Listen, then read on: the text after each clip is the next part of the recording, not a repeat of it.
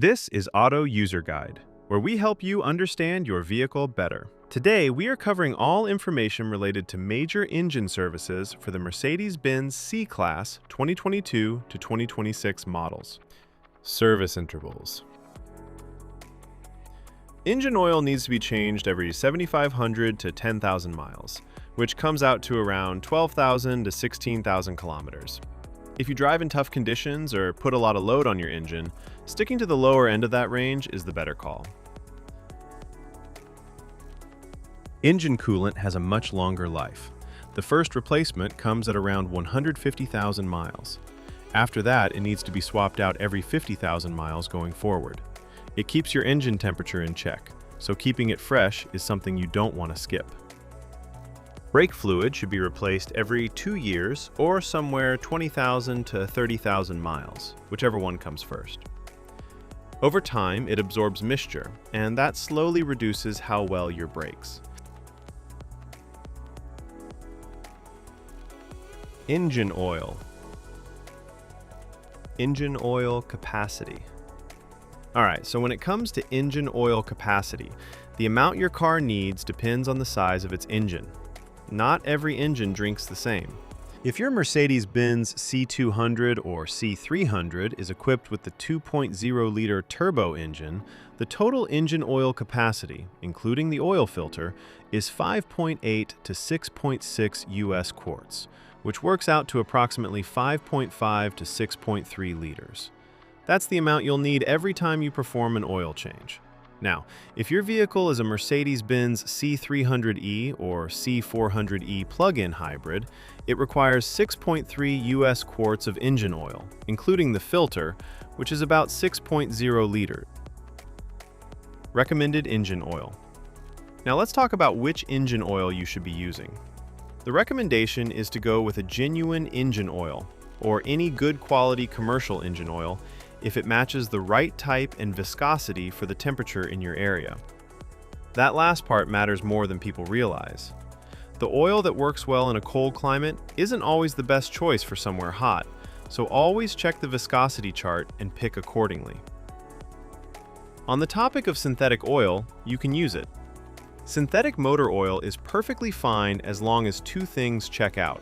It carries the API certification seal, and it matches the viscosity grade your engine calls for. If both boxes are ticked, you're good to go. Change engine oil and oil filter. Before anything else, change your oil and filter based on the maintenance message that shows up on your driver information display. That message is your reminder. Don't ignore it. Here's how the full process goes. Step 1. Start the engine and let it run until it reaches its normal operating temperature. Once it's warmed up, turn it off. Warm oil drains out much more easily than cold oil. Step 2. Open the hood and take off the engine oil fill cap. This helps the oil drain smoothly by allowing air in. Step 3. Get under the car and locate the undercover. Remove the Phillips head screws and slotted head screws by turning them 90 degrees counterclockwise. Then pull the undercover off. Step 4. Find the drain bolt at the bottom of the engine. Remove it along with the washer and let the old oil drain completely into a container placed underneath. Step 5. Remove the oil filter and let any remaining oil inside it drain out as well. Set it aside for proper disposal. Step 6. Before putting on a new filter, check that the old filter gasket didn't stick to the engine's contact surface. This is a small but important check. A leftover gasket can cause an oil leak. Step 7. Clean the contact surface on the engine block, wiping away any dirt or dust. Then install a fresh oil filter. Step 8. Put a new washer on the drain bolt and reinstall it back into the engine. Step 9. Pour in the recommended engine oil. Make sure you're using the right type and the correct amount for your engine size. Step 10.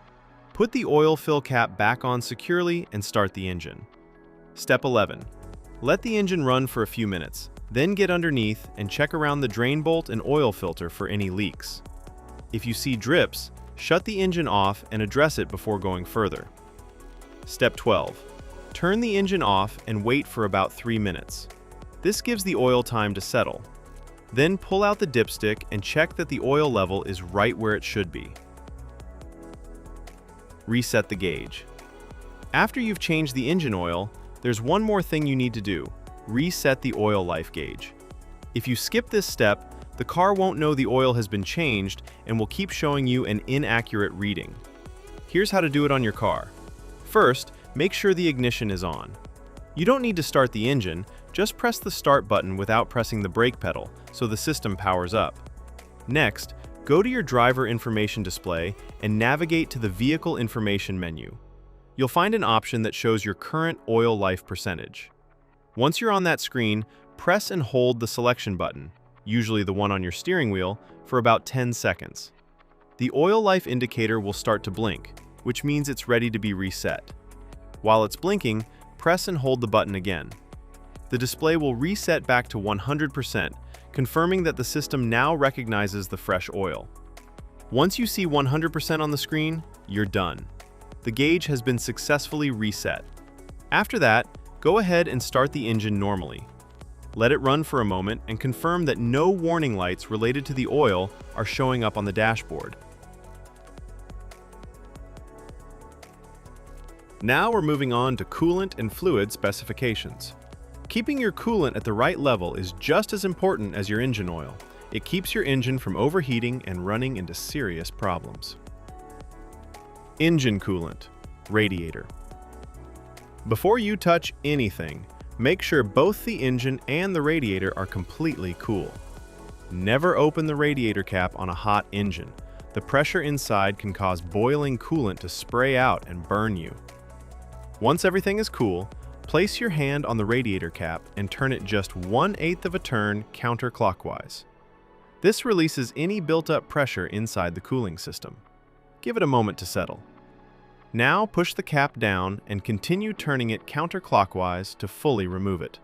Look inside and check the coolant level. It should be right up to the base of the filler neck.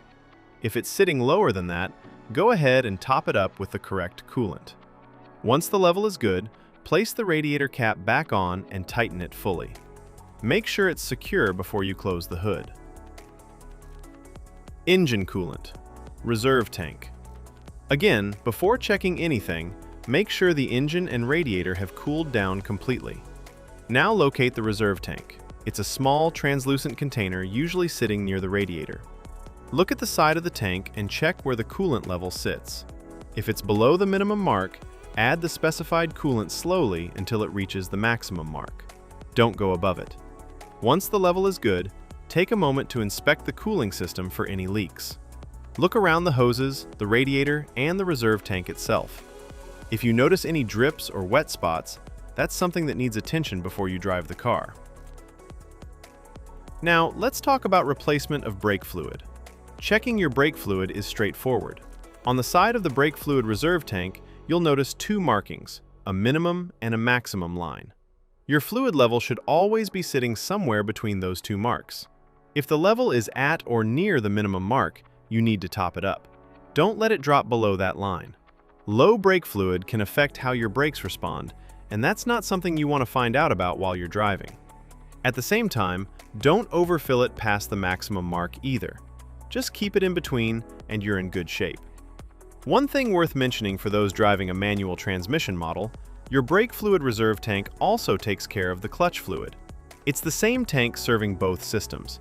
So, as long as you're keeping the brake fluid level between the minimum and maximum marks like we just discussed, you don't need to check the clutch fluid separately. It's already covered. Tire rotation schedule. Tire rotation is one of those maintenance steps that people often overlook, but it makes a real difference in how long your tires last. Generally, you should be rotating your tires every 5,000 to 10,000 kilometers. If your vehicle manufacturer recommends a different interval, go with that instead. Tires without rotation marks. The diagram on screen shows the rotation pattern for tires without rotation marks. These are also called non-directional tires. Because they don't have a fixed direction of rotation, you have more flexibility in how you rotate them. In this pattern, the front left tire moves straight back to the rear left position, and the front right tire moves straight back to the rear right position.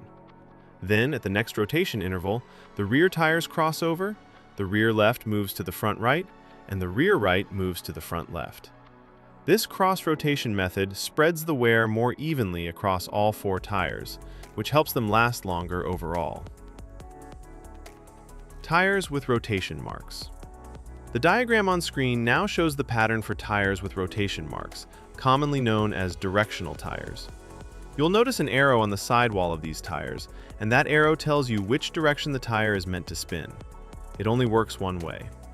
Because of that, you can't cross these tires from one side of the vehicle to the other. The rotation here is simpler. Tires just swap between front and rear on the same side.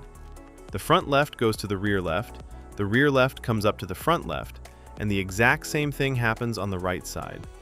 It's a straightforward swap, just without the crossing over that you do with non-directional tires. Now let's talk about the fuel tank capacity.